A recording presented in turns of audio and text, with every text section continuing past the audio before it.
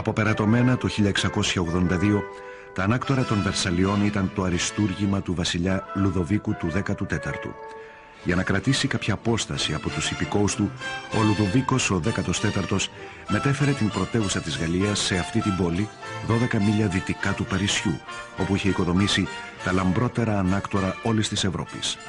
Εδώ ήταν εγκατεστημένη επί 100 σχεδόν χρόνια η αδιαφιλονίκητη μοναρχία του έθνους. Και εδώ τελείται σήμερα ένας πολύ σημαντικός γάμος. Ο εγγονός του βασιλιά Λουδοβίκου του 15ου, ο πρίγκιπας και διάδοχος του θρόνου Λουδοβίκος Καπέτος, πρόκειται να παντρευτεί. Μόλις 15 ετών και παραμονές του γάμου του, ο Λουδοβίκος Καπέτος είναι ντροπαλός και αναποφάσιστος. Διαθέτει ελάχιστα από τα απαιτούμενα χαρακτηριστικά για ένα μελλοντικό βασιλέα, πόσο μάλλον σύζυγο. Louis was this pudgy, shy, painfully inadequate 15-year-old with absolutely no social graces at all. Louis XV's mistress, Madame du Barry, called him a fat, ill-bred boy. Basically, he was just a schlub. It was very hard for Louis to come to decisions. He dithered incessantly.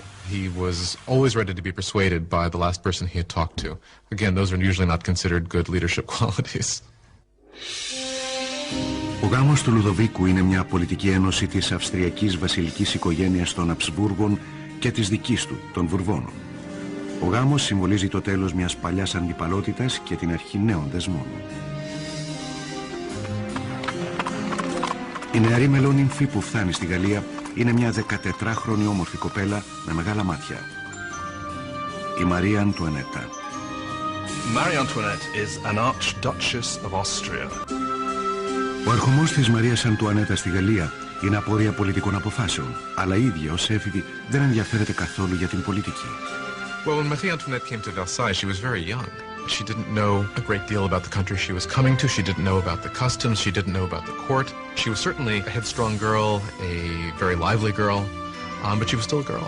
Quand Marie-Antoinette est arrivée à Versailles, c'est une adolescente, elle a 14 ans, elle est blonde, elle est rose, elle a des yeux bleus, elle plaît, elle aime plaire et elle a l'intention de faire la conquête de son mari et de sa nouvelle famille. Η γαμήλια γιορτή συνεχίζεται επί μέρες, αλλά έξω από τις πύλες των Βερσαλιών δεν συντρέχει λόγος για να γιορτάσει κανείς. Η μακροχρόνια κακοδιαχείριση της μοναρχίας έχει αφήσει το γαλλικό λαό στερημένο και πεινασμένο. Σχεδόν μια δεκαετία νωρίτερα, ο Λουδοβίκος ο 15ος είχε χάσει έναν 7ετή πόλεμο με τη Μεγάλη Βρετανία, διεκδικώντας μια περιοχή στη Βόρεια Αμερική. Το άδοξο τέλος του πολέμου έφερε τη Γαλλία στα πρόθυρα της οικονομικής καταστροφής και έπληξε το κύρος της. Τα ταμεία της χώρας ήταν άδεια και ο πληθυσμός της αυξανόταν καθημερινά. Και ενώ ασθένειες όπως η πανόλη αποτελούσαν μακρινή ανάμνηση και πέθαιναν λιγότεροι άνθρωποι, λιμοκτονούσαν περισσότεροι. France grew from 20 million to 26 million in the 18th century after having grown only 1 million in the preceding 2 centuries. That put tremendous strain on what was there, and so there was a lot of anxiety. Louis XVI, the moment his grandfather dies and it suddenly is clear that he's king, he doesn't know what to do. He feels as if the world is falling in upon him. So although he's been educated in the full expectation of becoming king, he doesn't feel ready for it. Για ένα βασίλειο σε περίοδο κρίσης, ο Λουδοβίκος ο 16ος ήταν ο χειρότερος που μπορούσε να κυβερνήσει. Ο 20χρονος βασιλιάς προσευχόταν λέγοντας: «Προστάτευσέ μας, Κύριε, διότι είμαστε πολύ νέοι για να βασιλεύσουμε». Ασφαλείς στα βασιλικά τους διαμερίσματα στις Βερσαλίες, ο Λουδοβίκος και η Μαρία Αντουανέτα αρχίζουν τη νέα τους ζωή ως μονάρχες, ενώ μόλις 12 μίλια πιο πέρα, στο Παρίσι, ανατέλει μια νέα εποχή που βρίσκεται σε πορεία σύγκρουσης με τη μοναρχία. Είναι μια νέα επικίνδυνη εποχή ιδεών, η εποχή του διαφωτισμού.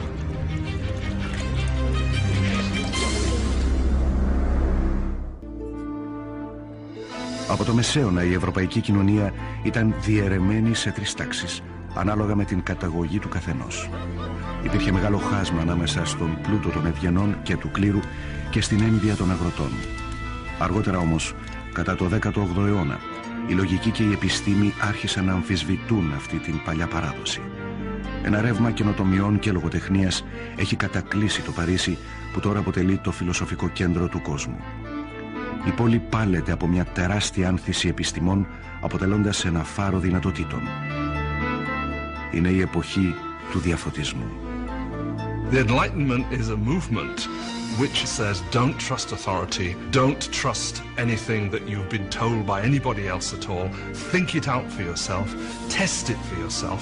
In old regime Europe, you were told what to think. You were given information from above by your rulers, by your priests. And so the idea that you could map out all of human knowledge and then have access to it was revolutionary. Στα σαλόνια της αριστοκρατίας του Παρισιού γίνονταν συγκεντρώσεις και συζητήσεις για τους συγγραφείς του διαφωτισμού και την ανατέλουσα εποχή της λογικής. Μιλούσαν για τον Βολτέρο και τον Ρουσό, τις φωνές που υψώθηκαν πρόσφατα υπεραμεινόμενες της ελευθερίας, του ελέγχου της μοίρας και πάνω απ' όλα της ισότητας. Ανάμεσα στις ανώτερες τάξεις υπήρχε μεγάλο πάθος για τη νέα αυτή λογοτεχνία, αλλά καθώς οι ιδέες του διαφωτισμού ρίζωναν σε όλα τα κοινωνικά επίπεδα, η ιδέα της ισότητας θα άρχιζε να απειλεί τον αριστοκρατικό τρόπο ζωής. Οι όψεις του λαού για την μοναρχία χειροτερεύουν, καθώς η κατάσταση στην ύπαιθρο επιδεινώνεται. Οι κακές οδιές διαδέχονται η μία την άλλη και η κακοδιαχείριση αυξάνει το κόστος του αλεύρου, οδηγώντας σε ανεπάρκεια άρτου, που αποτελεί τη βάση της γαλλικής διατροφής. Όμως οι στερήσεις σταματούν, όπως είναι φυσικό, στις πύλες των Βερσαλιών. Καθώς οι βασιλείς εξακολουθούν να ζουν μέσα στη χλειδί, οι διαμαρτυρίες διατυπώνονται γραπτός. Μια κατηγορία στρέφεται ευθέως κατά της βασιλικής αυλής. Do you know why there are so many needy people? It is because your luxurious existence devours in one day the substance of 1,000 men. Ποιος κρύβεται πίσω από αυτή την κατηγορία? Ο ίδιος νεαρός που πριν από λίγα χρόνια υποδέχτηκε το βασιλιά και τη βασίλισσα μετά τη στέψη τους, ο Μαξιμιλιανός Ροβεσπιέρος. Κατά τον Ροβεσπιέρο, ο κόσμος θα έψωνε σύντομα τη φωνή του, ζητώντας ελευθερία και ισότητα, ζητώντας επανάσταση. Οι Βερσαλίες στα τέλη της δεκαετίας του 1700 είναι μια όαση χλειδής που περιβάλλεται από μια χώρα σε απόγνωση. Με έναν αναποφάσιστο βασιλιά στο τιμόνι, η Γαλλία ακολουθεί μια πορεία προς την καταστροφή.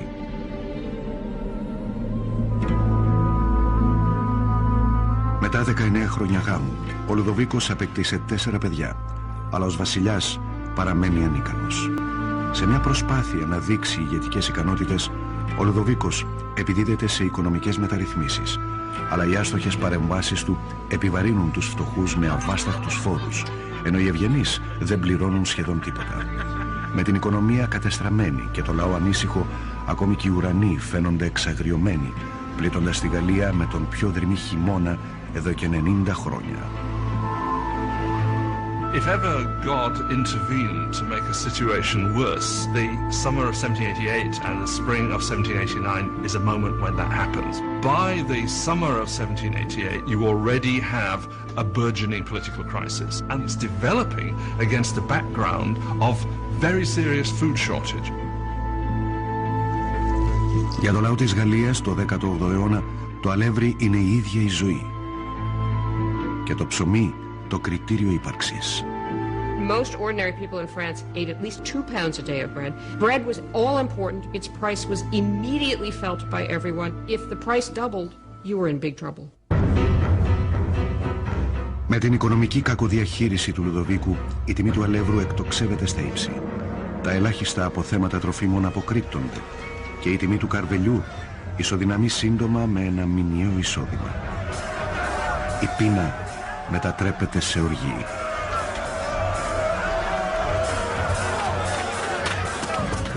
Αναταραχές ξεσπούν σε όλη τη Γαλλία. Σπίτια λαιλατούνται. Αρτοποιοί δέχονται επιδρομές. Και όσοι καταστηματάρχες θεωρούνται ύποπτοι για απόκρυψη άρτου, λιντσάρονται επί τόπου. France was politically organized in something called the estates. The first estate was the clergy, the second estate was the nobility, and the third estate was everyone else. And by contemporary reckoning, the first two estates occupied 3% of the population, and the third estate 97% of the population. And the fear that takes over the deputies at Versailles as we approach mid-July is that the king is gathering his forces to disperse them, to overthrow them. Στις αρχές του Ιουλίου 30.000 στρατιώτες παίρνουν θέση γύρω από το Παρίσι. Ο λαός για να αμυνθεί σχηματίζει την πολιτοφυλακή. Στασιαστές εισβάλλουν στα οπλοστάσια των Παρισίων και φεύγουν με 28.000 μουσκέτα. Το μόνο που λείπει είναι η πυρίτιδα. Και ο λαός ξέρει που θα την βρει. Στο κέντρο των Παρισίων βρίσκεται μια τεράστια πέτρινη ζωφερή φυλακή, η διαβόητη Βαστίλη, το σύμβολο της φεουδαρχικής κυριαρχίας. Η φυλακή στεγάζεται από θέματα πυρίτιδας των Παρισίων και είναι θρυλική ως χώρος βασανιστήριων και φρικτών θανάτων. The Bastille had been the great symbol of royal despotism, the great symbol of the kings of France running beyond the just limits of their own power, a symbol of horror for the people of France. Στις 14 Ιουλίου συγκεντρώθηκαν πλήθη τα οποία έφεραν μια μικρή κονκάρδα με 3 χρώματα. Κόκκινο και μπλε που ήταν τα χρώματα του Παρισιού και λευκό στη μέση που ήταν το χρώμα του οίκου των Βουρβώνων. Έτσι γεννήθηκε η τρίχρωμη σημαία. Μέσα από το εξαγριωμένο πλήθος ακούστηκε μία φωνή. Στη Βαστίλη. Attacking the Bastille means that the people of Paris are saying you cannot get rid of the new National Assembly. The people are acting, they're arming themselves, and they're basically saying we take the side of the revolution. Βλέποντας τον όχλο να πλησιάζει, ο διευθυντής της Βαστίλης, Μπερνάρ Ντελονέ, προσπαθεί να κλειδώσει τις πύλες. Αλλά η άμυνά του είναι καταδικασμένη σε αποτυχία. Οι επιδρομείς καταλαμβάνουν με έφοδο το χειρό και εξουδετερώνουν τους φρουρούς με μαχαίρια και δίκρανα. Τελικά ο διευθυντής Ντελονέ παραδίδεται. Ο εξαγριωμένος όχλος τον αρπάζει και τον σύρει μες στους δρόμους. Το πλήθος τον γκλωτσά και τον μαχαιρώνει μέχρι ότου φωνάζει «Αφήστε με να πεθάνω». Και ο όχλος του κάνει ευχαρίστως τη χάρη. Τον μαχαιρώνουν, τον πυροβολούν και έτσι γεννιέται η παράδοση της Επανάστασης. Το κομμένο κεφάλι του περιφέρεται καρφωμένο σε ένα δίκρανο. Ενώ ο καπνός δεν είχε ακόμη διαλυθεί πάνω από τη Βαστίλη, ο Λουδοβίκος ο 16ος επιστρέφει από μια κυνηγετική εκδρομή και γράφει στο ημερολόγιό του στις 14 Ιουλίου 1789 τίποτα, αναφερόμενος στο ανεπιτυχές κυνήγι του. Ένας υπασπιστής τον διακόπτει φέρνοντας του την είδηση των ταραχών και της πτώσης της Βαστίλης.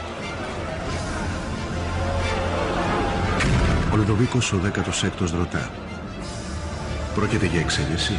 «Όχι κύριε», απαντά εκείνος, «είναι επανάσταση».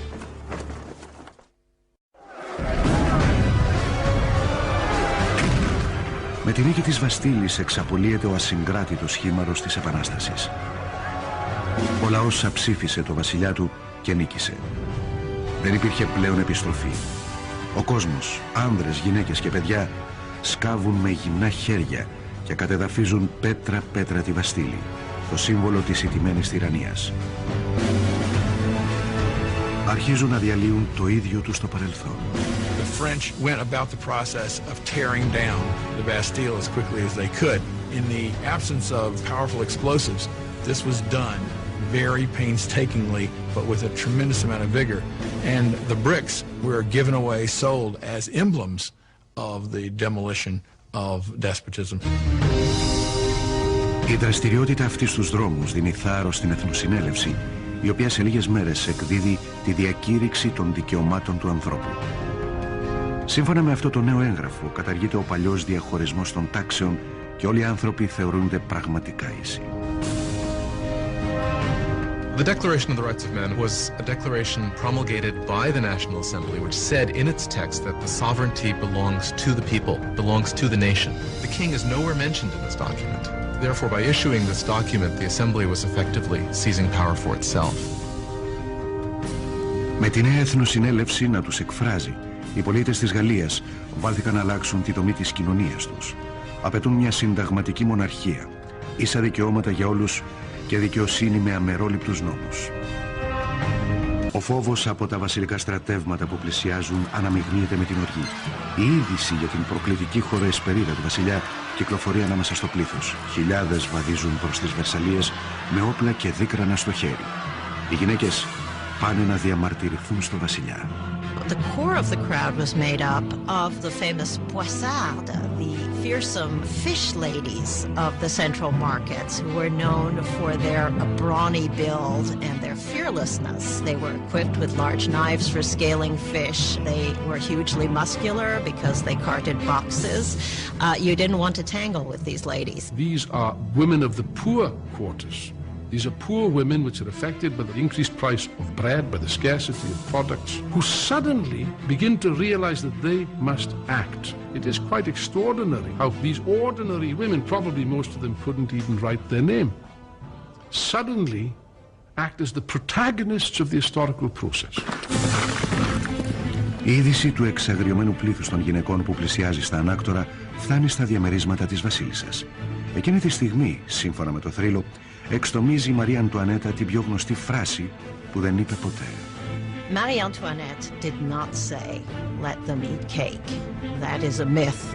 Marie Antoinette, unfortunately, probably never even noticed the poor people of her country long enough to make such statements. Καθώς οι γυναίκες συγκεντρώνονται έξω από τις πύλες, ο Λουδοβίκος συνειδητοποιεί ότι δεν μπορεί να αγνοήσει άλλο την Επανάσταση, διότι έχει φτάσει κυριολεκτικά στην πόρτα του. Δέχεται να υπογράψει τη διακήρυξη των δικαιωμάτων του ανθρώπου, αλλά το πλήθος εξακολουθεί να μεγαλώνει κατά τη διάρκεια της νύχτας. Μέχρι το πρωί, 20.000 άτομα έχουν συγκεντρωθεί έξω από τα ανάκτορα.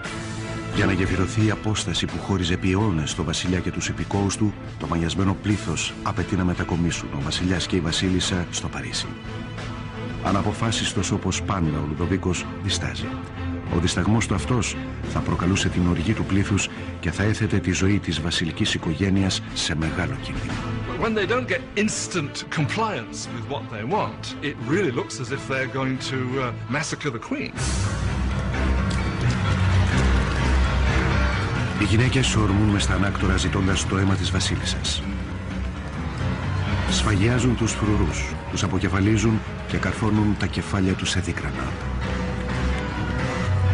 They were like banshees screaming throughout the palace, "Give me her entrails, give me her head, I want a leg, I want an arm." I think that if they had grown so frenzied that if they had encountered her, they probably would have torn her to pieces.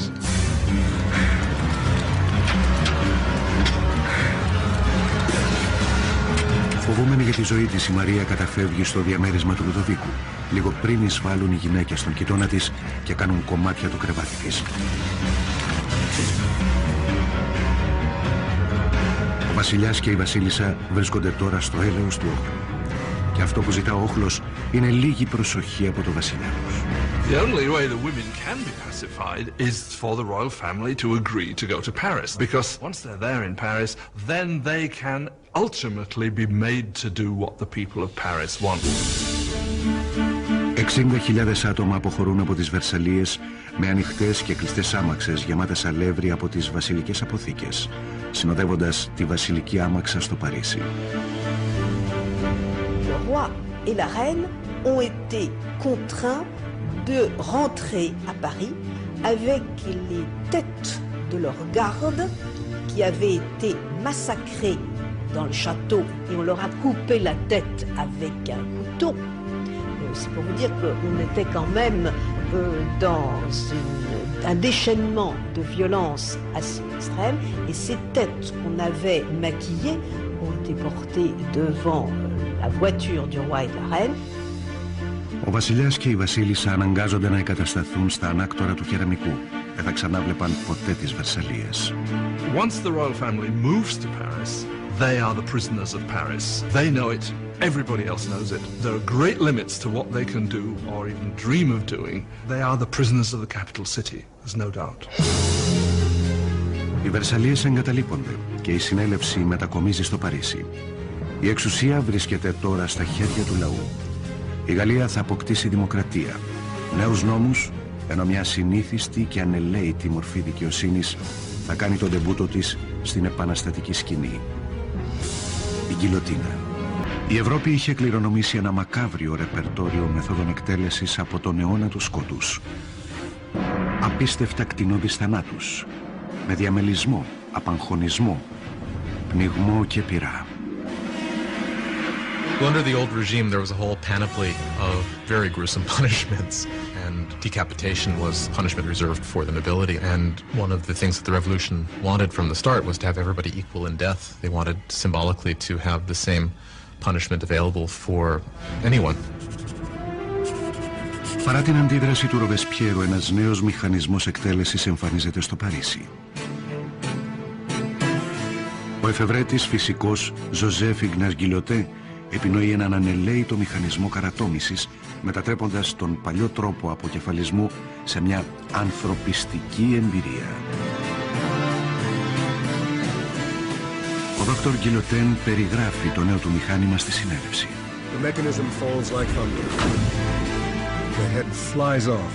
Blood spurts. The man is no more. Πάντα υποστηρικτής της αιματοχυσίας, ο δημοσιογράφος Μαρά τυπώνει ένα ενθουσιώδες άρθρο στην εφημερίδα του, αναγγέλλοντας το όνομα του νέου μηχανήματος, γκιλιοτίνα. Σύντομα όμως θα αποκτούσε το παρονίμιο εθνικό ξηράφι.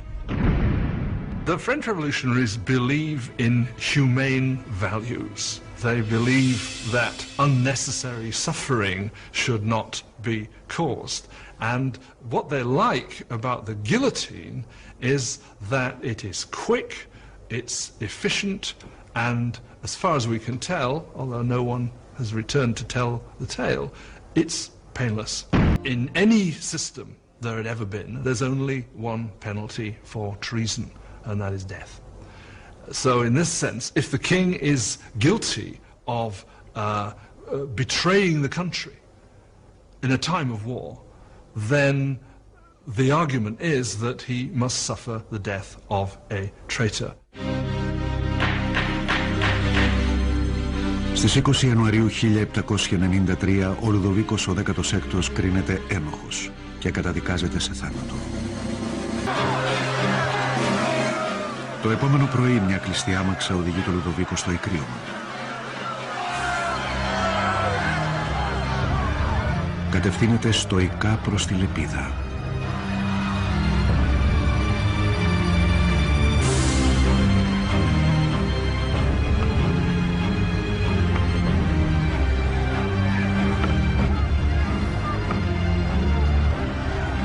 Προσπαθεί να βγάλει λόγο. Ελπίζω ο θάνατός μου να είναι για το καλό του λαού μου, αλλά θλίβομαι για τη Γαλλία και φοβάμαι ότι θα πέσει πάνω της η οργή του Θεού. Αλλά οι φρουροί τον τραβούν υπό τον ήχο των τυμπάνων.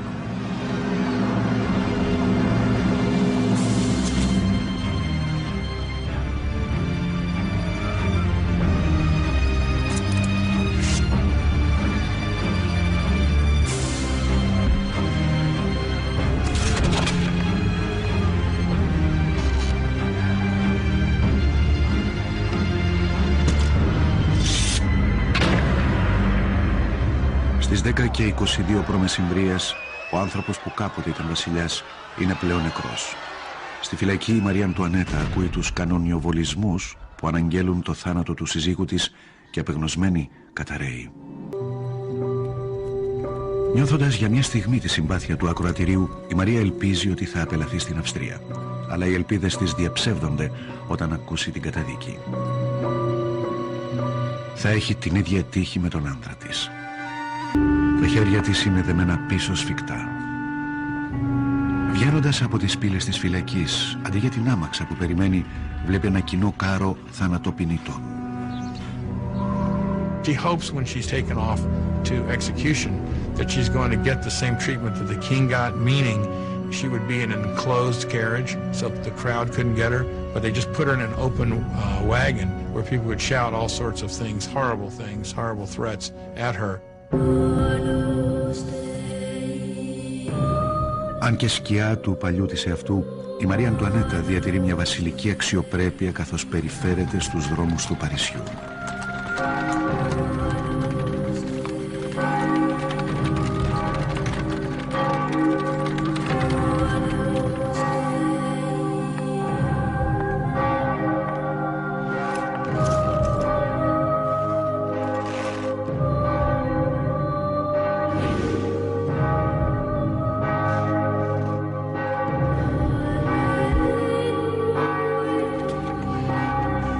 Το όνομά της, καθώς και οι κατηγορίες που τη βαρύνουν, αναγιγνώσκονται μεγαλόφωνα.